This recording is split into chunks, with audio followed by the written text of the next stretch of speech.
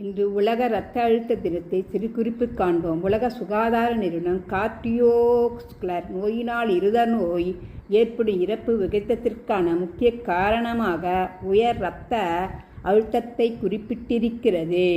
உலகத்தில் உயர் இரத்த அழுத்தம் உள்ள மக்களின் 50% மேற்பட்டவர்கள் தங்களுடைய நிலை குறித்து அறிவதற்காக இருக்கின்றனர்.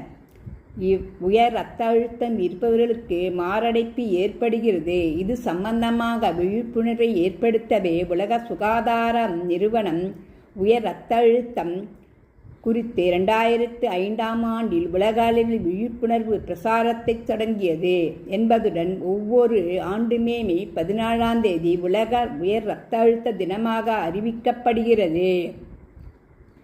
உலக சுகாதார நிறுவனம் கார்டியோவாஸ்குலர் நோயினால் இருதய நோய் ஏற்படும் இறப்பு விகிதத்திற்கான முக்கிய காரணமாக உயர் இரத்த அழுத்தத்தை குறிப்பிட்டிருக்கிறது.